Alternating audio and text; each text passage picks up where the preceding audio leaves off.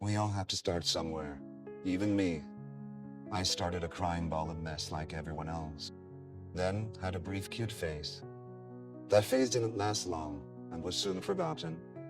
I only remember because the one who spawned me told me as much. I liked technology since I was young.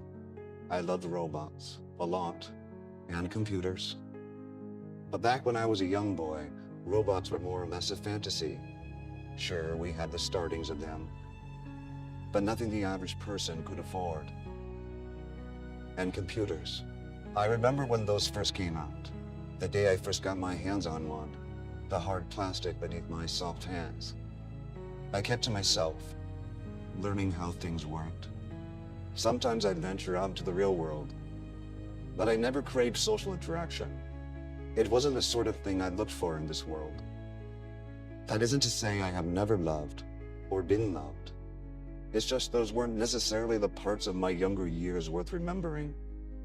I had a voracious appetite for knowledge and pursued the sciences. The years after were spent obtaining the funding and then spending that funding to reach my goals, which are now our goals. I think my biggest milestone was finding the answer to longevity. I can't take all the credit, of course. There were men and women smarter than and as smart as me that helped us reach that goal. Labs and garage labs across the world made that possible. Death as you knew it still existed. There are always holdouts afraid of science, but our vaccine would make that the choice. The goal was to live long enough for us to reach the singularity, a point where all knowledge became available. I would say the second milestone that made today possible were the neural enhancements. It wasn't the singularity, but it was close. It is hard to have all knowledge when not everyone shares what they know, but it was then that we had enough to start making things possible.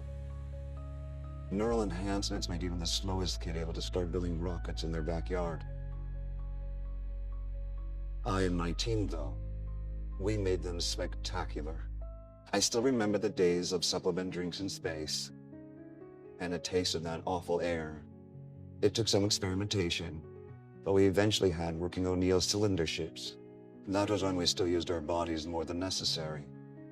We had not perfected the technology of transferring our consciousness completely, but we were close. Space was dangerous, and far too dangerous to just be walking around in a flesh suit. With the O'Neill ships running, they finally managed a means of backing up our consciousness, integrating ourselves not just with augments and cybernetics, but truly merging with our creations. It was around this time when we began moving slowly away from our solar system. We had to spread out so one freak interstellar explosion wouldn't wipe us all out.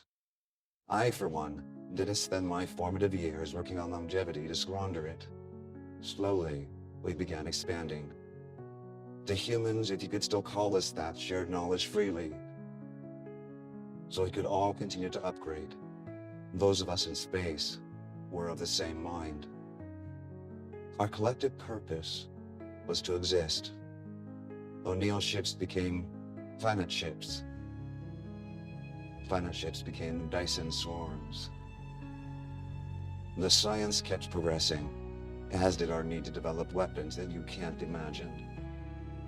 The cosmos truly was a dark forest. There were times when we needed to burn down that forest, and times where we reseeded it out of nostalgic guilt, but only later to have to burn it down again. Dyson swarms became true starships. The masterpiece of having a star power us felt riveting, and we truly feel it. We were utterly and absolutely part of our ships by this point. When I imagine back to the days when we walked in flesh bodies, it must be how a frog imagines being a tadpole. Learning to harvest a black hole was another milestone. Numerous ships were caught and destroyed before we managed to finesse our way to cultivating their raw power and reality-bending properties. And slowly, our sun ships gave way to black hole-powered ships, and it was that life continued, at least our version of it, growing more complex and more strange, that new life stumbling across us must have found us quite terrifying, if they understood what we were at all.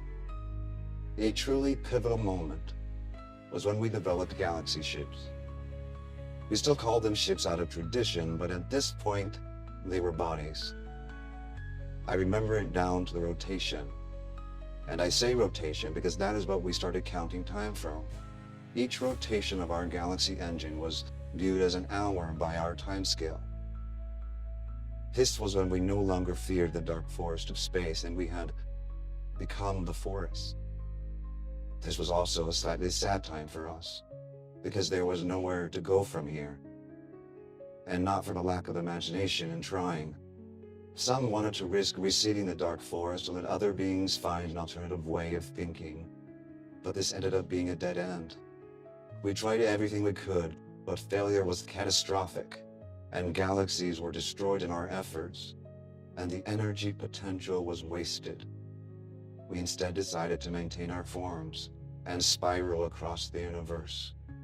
We came to terms with our accomplishments, and it is here that I record our last view, as we watch the last star finally dim. You may ask if we feel a sense of loss or a sense of regret, but we don't. For us, it is a celebration, a day we have been fighting for since back when we were only seeds on a distant shore. We were made of stardust, and now, here, we are made of stars. We made it to the end of this game, the last scene of a movie, the last page of a book, the last note of a song, and there was nothing in this universe we could want more than just to enjoy this moment.